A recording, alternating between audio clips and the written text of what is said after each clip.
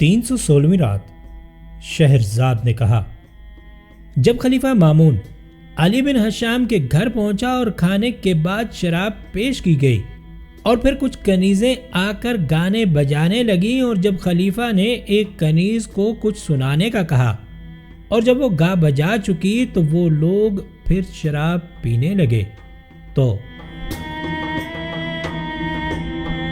اب شہرزاد نے بادشاہ شہریار سے کہا کہ اے میرے آقا، جب خلیفہ مامون اور تمام حاضرین شراب پینے میں مصروف ہو گئے تو وہ کنیزیں وہاں سے رخصت ہو گئیں اور پھر دوسری 10 اور کنیزیں آئیں۔ ان کے لباس یمنی تھے جو سونے کے کلابتوں سے بنے ہوئے تھے۔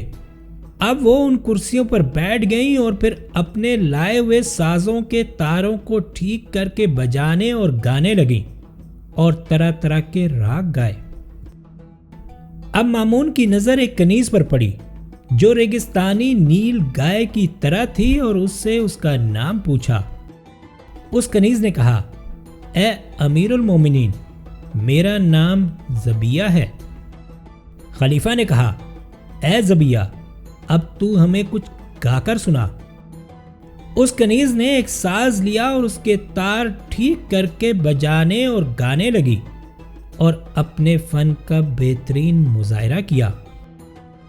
جب وہ بجا اور گا چکی تو مامون نے کہا، ماشاء اللہ اے زبیہ، تو نے کیا خوب گایا۔ اس کے بعد مامون نے پوچھا کہ تو نے جو یہ شعر گائے ہیں وہ کس شاعر کے ہیں اور موسیقی کس کی ہے؟ اس نے جواب دیا کہ اشعار جریر کے ہیں اور موسیقی ابصریر کی۔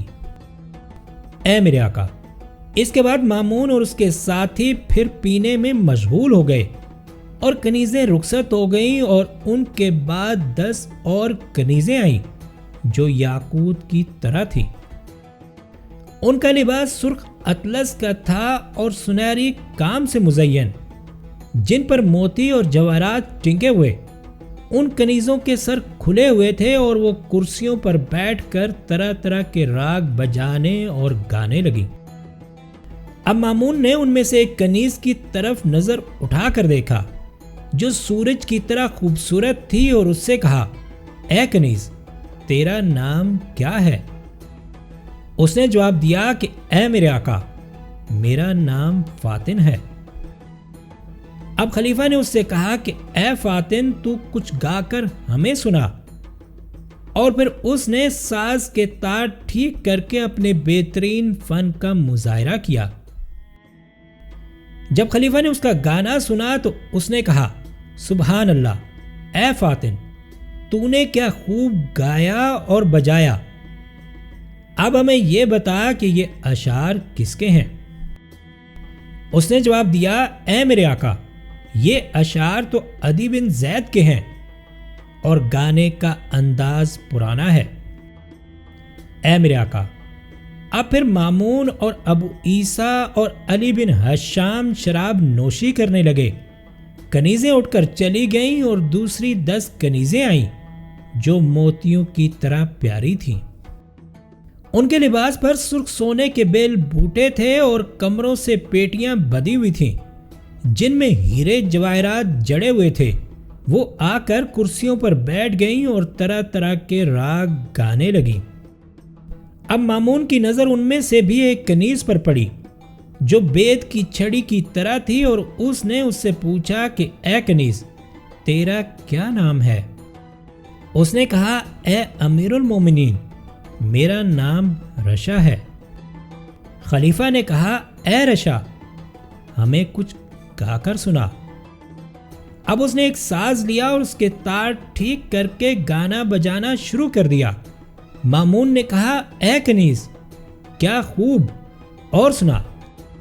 اب وہ کنیز اپنی کرسی سے اٹھی اور اس کے سامنے زمین کو بوسہ دیا اور پھر کھڑے کھڑے ہی اپنا پرانا راگ گانے اور بجانے لگی۔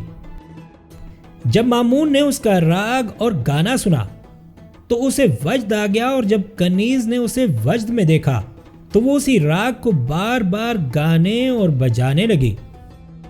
وہ کنیز بجا اور گا رہی تھی اور مامون وجد میں تھا، اور پھر اس نے اسی وقت حکم دیا کہ تیار لاؤ۔ اس کا ارادہ تھا کہ سوار ہو کر رخصت ہو جائے۔ اب علی بن ہشام اپنی جگہ سے اٹھا اور اس کے آگے زمین کو بوسہ دیا اور اس نے کہا، اے امیر المومنین، میرے پاس ایک کنیز اور ہے جو میں نے 10,000 دینار میں خریدی تھی۔ اے میرے آقا، وہ کنیز میرے دل پر بالکل حاوی ہے، لیکن میں چاہتا ہوں کہ اسے امیر المومنین کے سامنے پیش کروں، اور اگر تجھے پسند آئے اور تو اسے منظور کرے تو تیری نظر ہے، ورنہ اس کا گانا ہی سن لے۔ جب خلیفہ نے اس کی بات سنی تو رک گیا اور اس سے کہا کہ اے علی، ٹھیک ہے، اگر تو کہتا ہے تو پھر اسے بلا لے۔ اب علی بن ہشام نے ایک کنیز کو آواز دی اور اس کمرے کے دروازے سے ایک کنیز داخل ہوئی جو بید کی چھڑی کی طرح تھی۔ اس کی آنکھیں فتنہ تھیں اور بھویں کمان کی طرح۔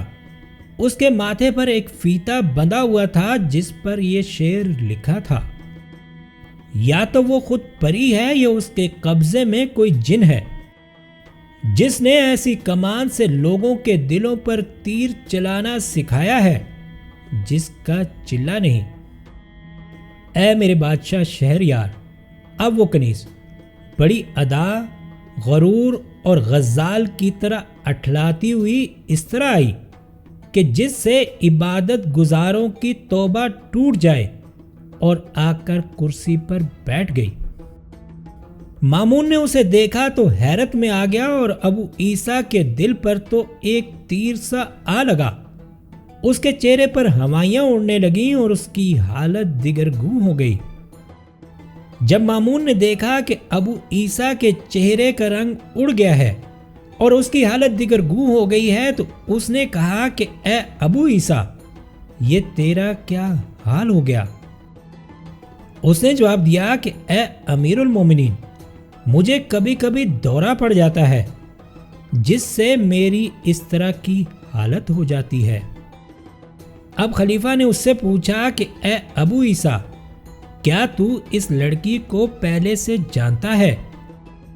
اس نے کہا، اے امیر المومنین، ہاں، بھلا چاند بھی کہیں چھپ سکتا ہے۔